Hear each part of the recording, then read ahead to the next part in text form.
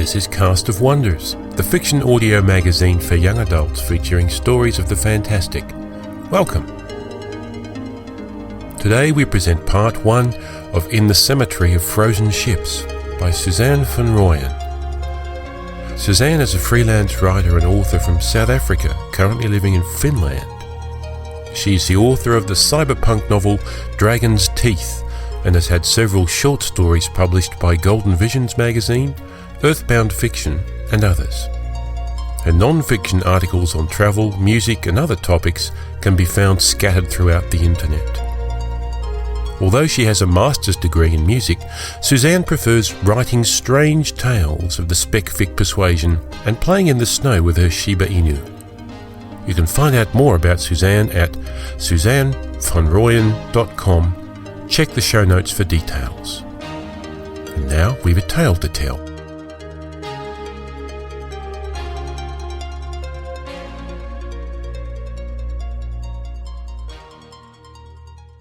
In the Cemetery of Frozen Ships by Suzanne van Rooyen.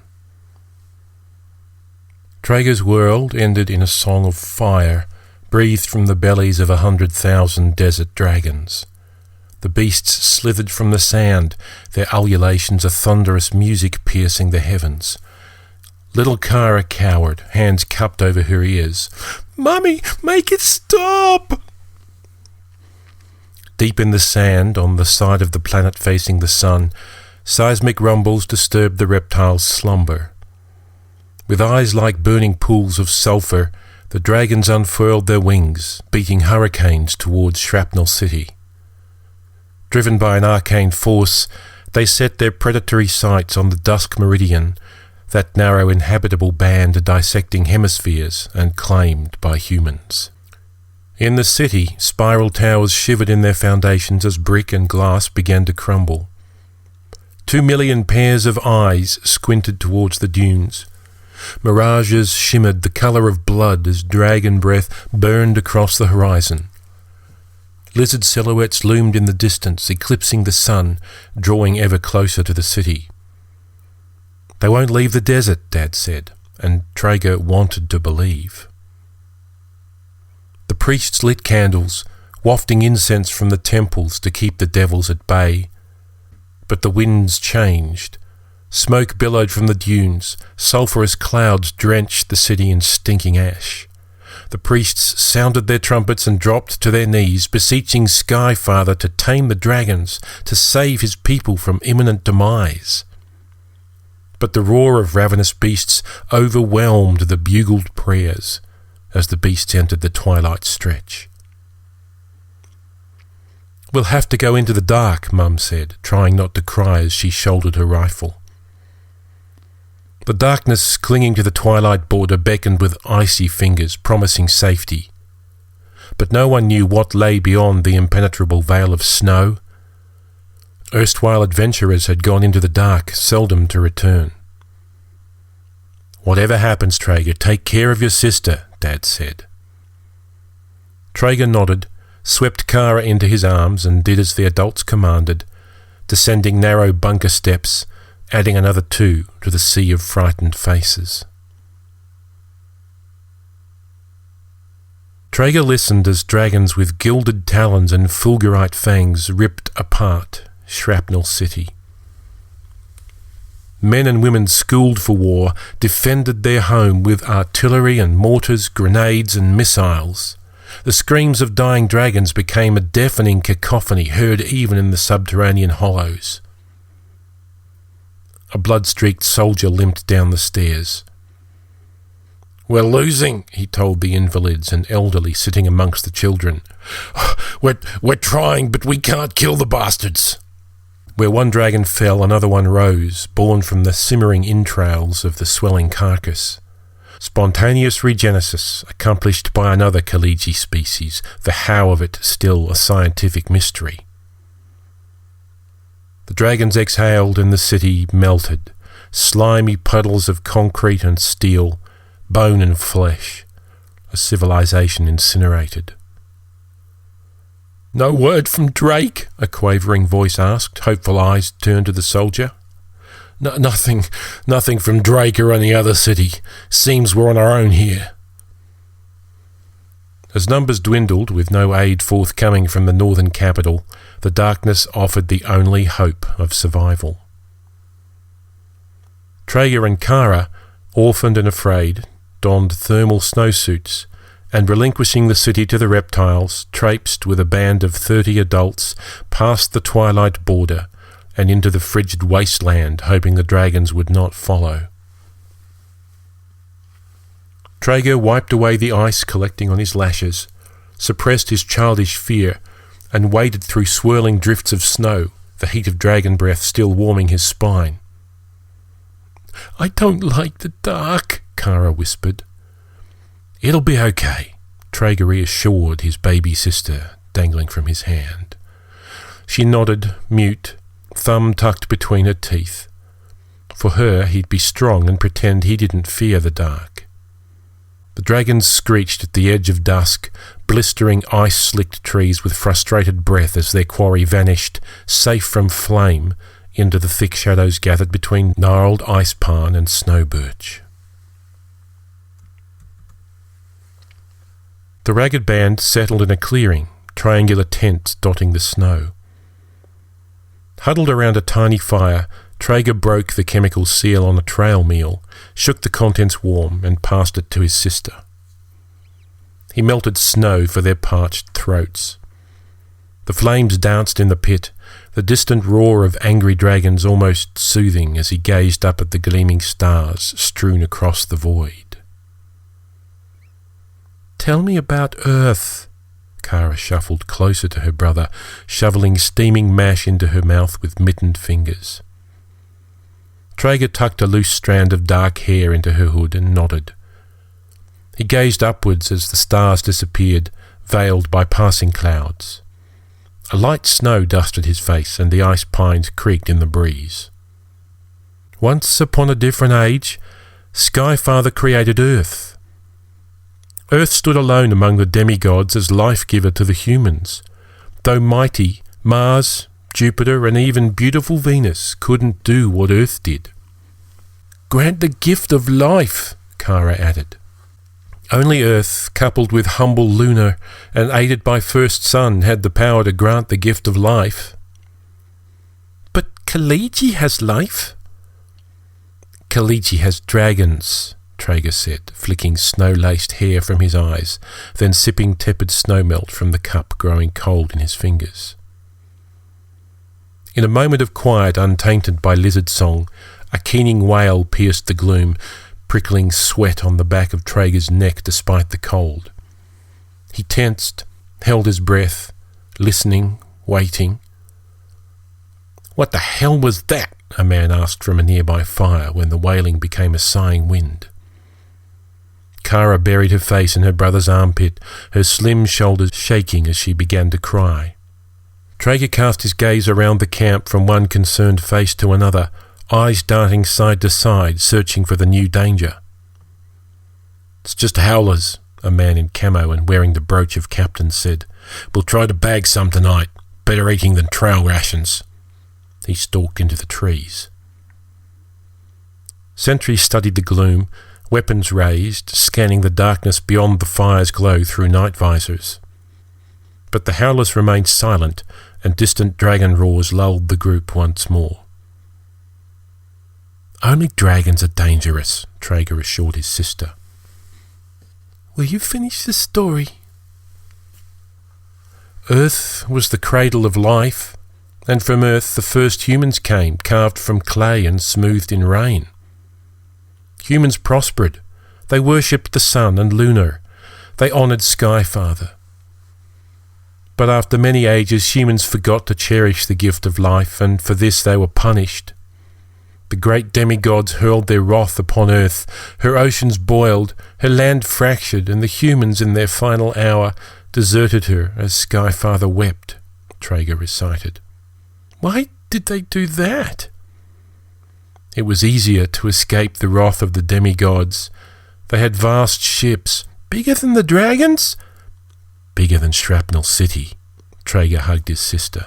and these ships carried the humans on tides of nebulae across the stars until they found another sun and another home welcoming them with the promise of life. Kalichi? Kalichi. Half desert, half ice, half day, half night, the humans floated from the stars into the dusk meridian, and there in always twilight they built their new life, praising Skyfather for their second chance. And Kalichi was happy to have us? Of course. Traeger finished the story there. He'd heard more of the legend, whispers that humans had not been the first upon Kalichi, that the dusk had not always been theirs alone, that once there had been others. Aliens, almost human, that had mated with dragons. There was a rhyme, something about ice and pine and silver, but the more he tried to remember the words, the more determined they were to stay forgotten. After 6 hours we'll head north and make for Drake, a man said, frozen breath tangled in his beard. Assuming the city still stands, a woman said, fatigue slurring her words. We can't survive out here long. Our only hope is to make it to one of the northern cities, another man said, cradling his rifle. Other groups are making for Broome and Aura. We're headed to Drake. We could go south to the raw lands. First the cities. We need food, clothing, weapons, ammunition. We can get all of that in Drake. For all the good bullets will do us. Traeger shuffled closer to the fire. His fingers were going numb. If the northern cities could, they would have sent aid. They didn't, Shane, the woman said. Shane ignored her, shook his head. The soldiers will scout ahead. Civilians will follow. We'll send runners with news. Shane's words were final. We should pray to Skyfather, a priest said, his bald head naked to the chill. Kneeling, he began to chant in the ancient tongue of earth. Traeger and Kara joined the chorus, the plea for protection and deliverance from evil.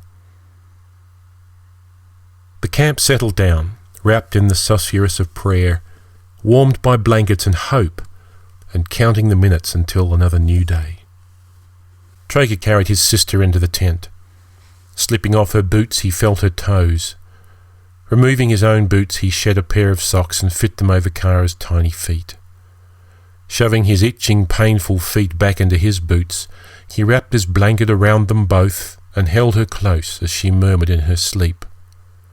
No mom to tuck her in, no dad to sing her to sleep. A dark, cold 6 hour without the chance of pleasant dreams. Traeger closed his eyes. The darkness pressed too close. The image of dragonfire burned too bright against his eyelids.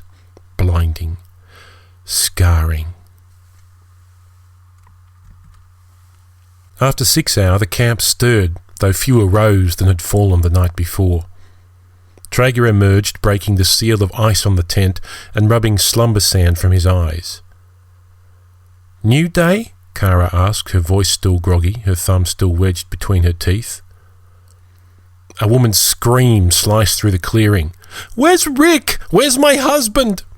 She was joined in hysteria by several others shouting names of lost loved ones. Where's Farron, Jody, Timo? Their voices rose in panic. Soldiers paced, trying to control the screamers, but their panic was contagious. Their numbers had dwindled once more. Tents stood empty. At least half a dozen of the band were missing. Blood! Holy Skyfather, I found blood! The priest yelled from a clump of trees. What's happening, Trey? Kara clung to Traeger. They remained beside the cinders as others hurtled through the trees, calling the names of the lost, their torchlight flitting between the shadows. Traeger let his gaze follow the searching beam of his own narrow flashlight. Glistening in the snow, red as desert sand, bright as dragon scales, drops of blood led off into a thicket of ice pine.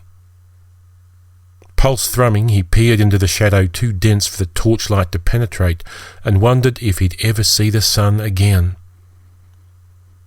For a moment, he felt a presence, something staring back at him from the dark hollow of the trees.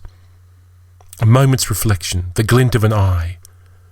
Wind sighed through the boughs, and snow waterfalled from the branches, concealing the crimson stains.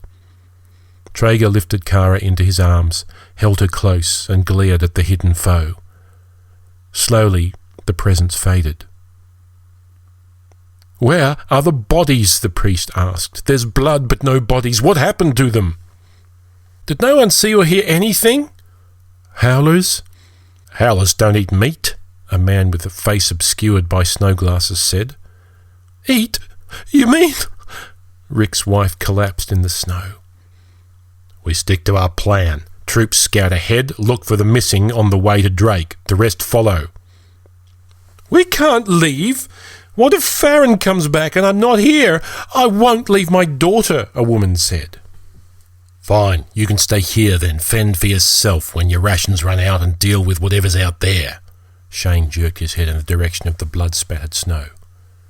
"Hey, son," the man with snow glasses like dragon eyes clapped Traeger on the shoulder. "You all right there?"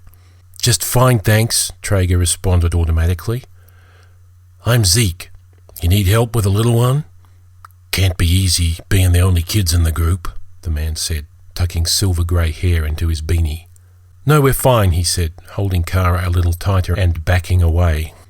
"Perhaps I can fold your tent and help you pack?" The man's face bore a blue spiderweb of veins beneath his wind-burned skin. "No, thank you." Traeger took a deliberate step in front of his tent and the backpack full of trail meal still within it. He didn't trust a man whose eyes he couldn't see. "I had a son about your age. If you need anything, you just ask. It's a long way to Drake." Zeke patted Traeger's shoulder again and walked off, glancing back with a crooked smile. "I want to go home," Kara whimpered, rubbing crystals of frozen saline from her nose and cheeks. Traeger tried to shake off the memory of the menacing eyes peering at him from the darkness, but he stole a glance over his shoulder anyway. Only shadows. Half a new day they'd trudged through snow, following the ridge of ice pines that formed a natural border between the snow plains and the frozen wastes beyond. Only a few clicks from the twilight border, the miasma of sulphur hung heavy between the trees. The dragons still raged. The darkness thickened, the angry sky visible in snatches between snow-laden tree branches turned bruised purple. The wind whipped flurries of snow into Traeger's face as the storm blew up from the wasteland. Kara fell, her short legs unable to breach the building drifts as snow bucketed through the trees. Switching his pack to his chest, Traeger hauled Kara onto his back and took a staggering step, trying to keep up with the group. "In for a rough time," Zeke said, falling into step beside Traeger. "Want me to carry her?" "No, thank you," he said, remembering his father's words. "Okay, kid, your funeral." Zeke marched off towards the front of the group. The wind became an unbearable gale, lambasting them with snow and ice. "Stop!" Shane and his soldiers had returned to the group. "Met up with another group just north of here. Hold up by the storm. We'll have to wait it out too." "Storms can last for days," the priest said. Ignoring him, Shane continued, "Don't bother with tents. Just bunk down against a tree. Try to stay warm. Eat. Sleep. We might be here a while." "I'm scared," Kara whispered into Traeger's ear as he stumbled towards a broad birch trunk. "It's only a storm. Nothing to be afraid of," he said, scanning the shadows with his torch. Together they huddled against the tree trunk. Traeger's toes were numb. "Can you feel your toes and fingers?" he asked Kara. She nodded and crawled into his lap. Wrapping his arms around her, he leaned his head against the tree trunk, peering through the swirling gusts, barely able to discern the ghostly figures of the group all hunkered down in the snow. Kara yawned, slipped her thumb from the overglove and wedged the naked fingertip between her lips. Traeger waited, watched, determined to stay awake and ready to react should danger lurk in the darkness, but exhaustion and cold finally defeated his efforts.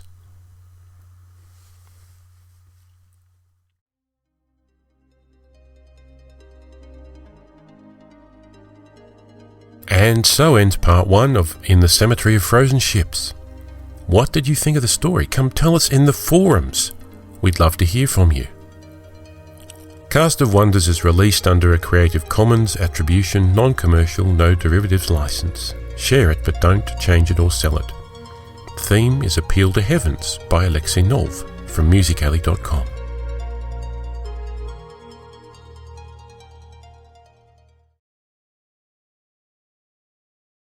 Stop! Shane and his shoulders had... Stop! Shane and